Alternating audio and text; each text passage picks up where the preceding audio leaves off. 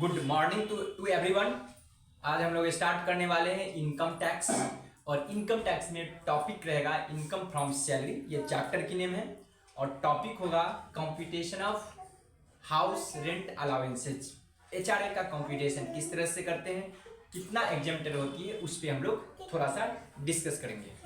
तो देखिए, एचआरए जो होती है हाउस रेंट अलावेंस है, ये एक प्रकार की क्या है, अलावेंस है कि हम लोग को सैलरी के अलावा, बेसिक सैलरी के अलावा अपना जो एम्प्लॉयर होती है वो अलावेंस के रूप में कुछ प्रोवाइड करती है। तो उसी अलावेंस में एक होती है एचआरए होती है। तो एचआरए में कुछ अमाउंट जो होती है एग्जेम्प्टेड होती है।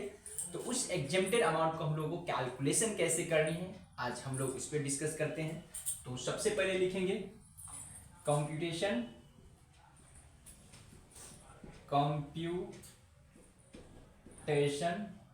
Of exempted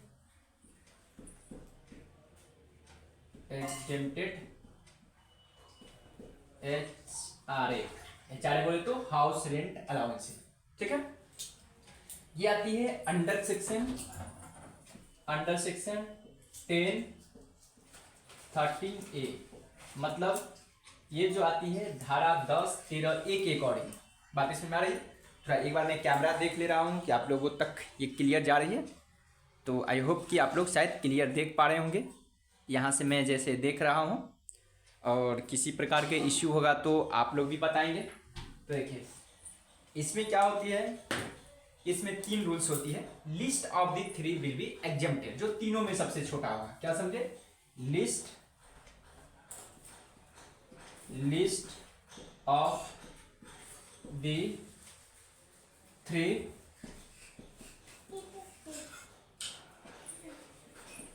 will be exempted. मतलब जो तीनों में जो सबसे छोटा होगा, list of the 3 will be exempted, जो तीनों में सबसे छोटा होगा वो आपको एग्जेम्प्ट माना जाएगा। 3 क्या है, तो पहला actual HRA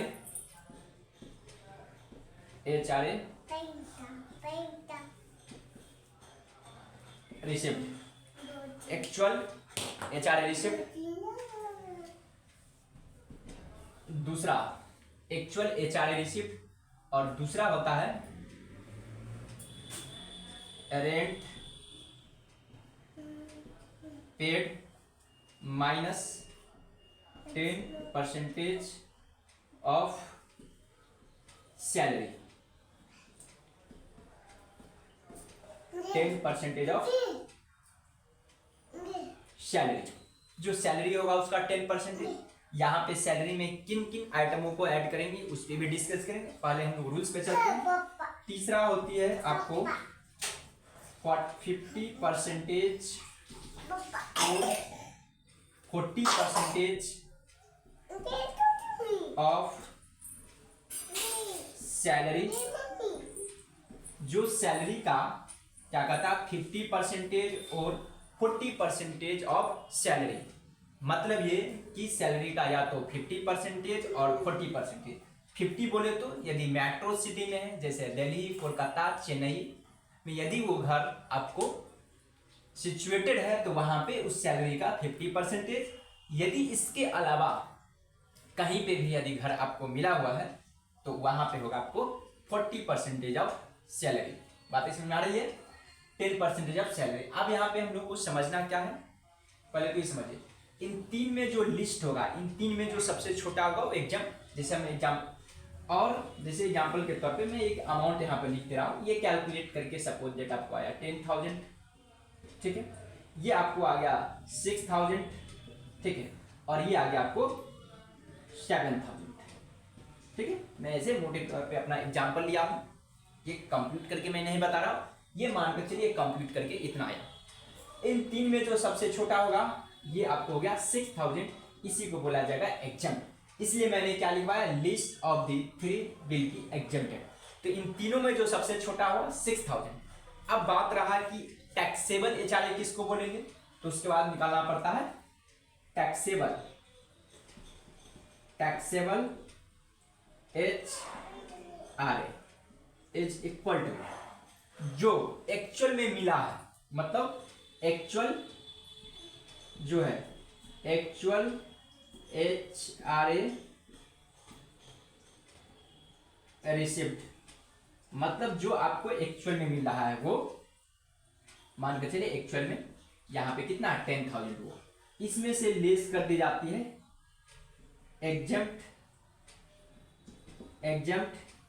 HRA under section 1013A के अकॉर्डिंग जो भी कंप्यूट करके आया, ठीक है, तो ये हो जाता है आपको टैक्सेबल HRA, ये हो जाएगा आपको टैक्सेबल HRA। जैसे अगर इस तरह से मैं एग्जाम्पल लूं तो यहाँ पे क्या होगा, एग्जेम्प्टेड आपको हो गया 6,000, तो ये एक्चुअल में कितना मिला 10,000, उस 10,000 को यहाँ पे मैं लिखूंगा और 6,000 को यहाँ पर इज इक्वल टू कितना हुआ 4,000 आपको हो गया एग्जेम्प्टेड। अगर मान के चलिए यही होता 6,000, ये होता 10,000 और ये होता 7,000, तो यहाँ पर लिस्ट कितना होगा 6,000, तो यानी कि एक्चुअल HRA हो जाएगा आपको 6,000 और एग्जेम्प्टेड HRA भी 6,000, तो 6 - 6 इज इक्वल टू नील हो जाएगा, मतलब 0 हो जाएगा, मतलब इसको मैं टैक्स की भाषा में नील बोलूँगा।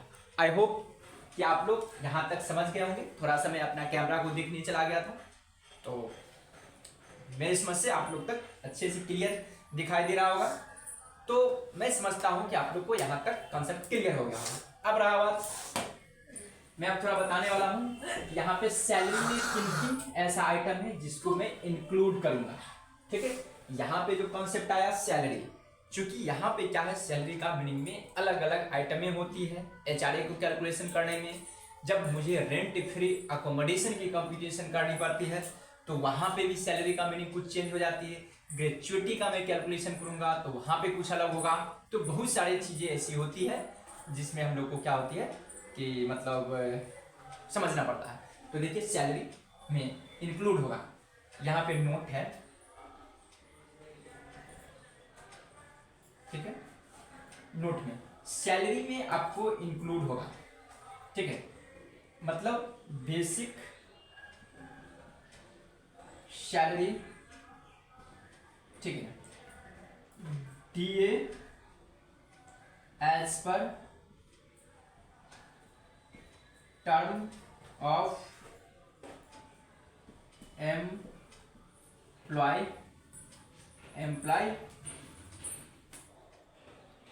as per term of employment, commission on fixed percentage basis। ये तीन चीज को ऐसा होगा हम लोग सैलरी में इंक्लूड करेंगे।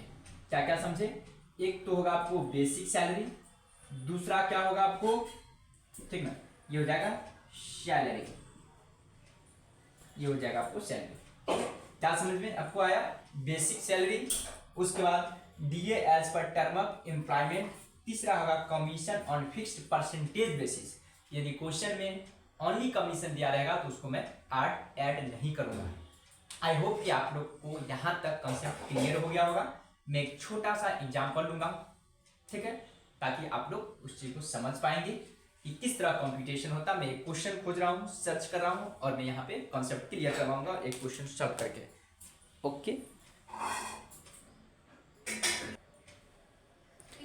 तो देखेंगे यहाँ पे मैंने एक छोटा सा क्वेश्चन एक बुक से मैंने लाया हूँ और यहाँ पे लिख दिया हूँ।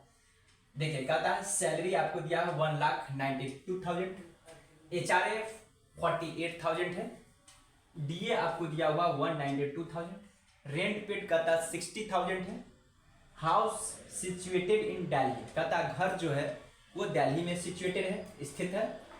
Find out taxable HRA if, आपको निकालना है टैक्सेबल HRA यदि DA as per term of employment, यदि DA as per term of employment हो तो। दूसरा हम कहता है DA is not term of employment. आपको कुछ इस तरह से क्वेश्चन को सॉल्व करना। इसलिए मैंने इस रूल्स को मिटाया नहीं हूँ, नहीं तो फिर से लिखना पड़ता था, टाइम टेकन लग सकती थी। तो इसलिए मैंने इस नोट रहने दिया हूँ और इसी पे मैं कॉपी और पेस्ट करूंगा। तो देखिए सबसे पहले चलते हैं, क्या कहता है एक्चुअल HRA रिसिप्ट। तो आपको एक्चुअल कितना मिला है HRA? 48,000। मैं यहाँ पे लिखूंगा 48,000। उसके बाद ये कहता है rent paid minus 10% of salary. तो रेंट देखेंगे कितना पेमेंट हो रही है। रेंट आपको दिया हुआ 60,000, मैं यहाँ पे लिख रहा हूँ 60,000, ठीक ना, माइनस 10% ऑफ सैलरी। मैंने सैलरी में क्या लिखवाया हूँ, बेसिक सैलरी इंक्लूड होगी, DA as per term of employment. तो पहला केस में क्या है, DA as per term of employment बोला है, कमीशन तो है ही नहीं, इसका मतलब यहाँ पे सैलरी और DA दोनों को ऐड कर देंगे। तो देखेंगे सैलरी 1,92,000 और DA भी है 1,92,000, मतलब 1,92,000 प्लस 1,92,000, इसका क्या है 10% है, ठीक है। यानी कि बेसिक सैलरी और DA को हमने ऐड कर दिया, ठीक है। अब देखेंगे 1,92,000 और 1,92,000 का 10%, इसका मतलब 2 दूना 4 लाख, 8 दूना 16, यानी कि 3 लाख कितना होगा 86,000, ठीक। इन दोनों को ऐड करूंगा 3,86,000 होगा, ठीक है। 3,86,000 का मैं निकालूंगा 10%, तो कितना होगा 38,600। 38,600 में लेस कर दूंगा, ठीक है। 38,600 यहाँ से लेस हो जाएगा तो कितना बचेगा 22, यानी कि 21,400। 21,400 बचा। फिर कहता है 50% और 40% ऑफ सैलरी। यहाँ पे घर क्या है, तो दिल्ली में है, मेट्रो सिटी में है। तो यहाँ पे महानगर कह सकते हैं, मेट्रो सिटी था बहुत जगह है। तो यहाँ पे 3,86,000,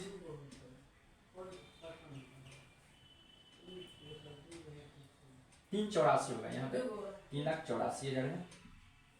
तो 38,600 384 है होगा, इसका होगा 50%,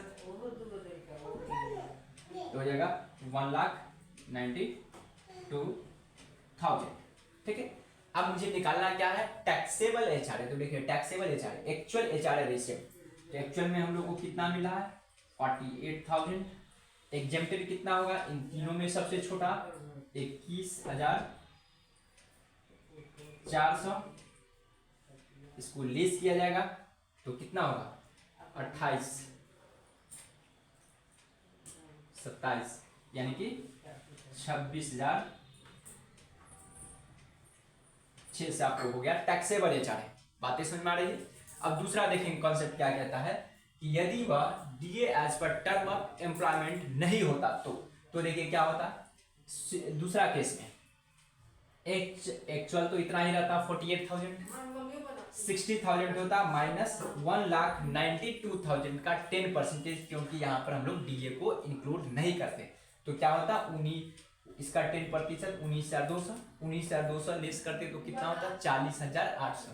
यहाँ पर क्या हो जाता 40,800। फिर यहाँ पे होगा 1,92,000 को 50%, कितना होगा 96,000 होता, ठीक है। इन तीन में सबसे छोटा कौन होता 40,800, 48,000 में से 40,800 लेस करते तो 7,600 आंसर होता दूसरा का। आई होप कि आप लोग यहाँ तक समझ गए होंगे। मेरी समझ से HRA का यदि किसी प्रकार का क्वेश्चन होगा तो आप लोगों को कॉन्सेप्ट क्लियर हो जाएगा। Okay, bye bye, have a nice day. फिर मैं नेक्स्ट टाइम में मिलूंगा।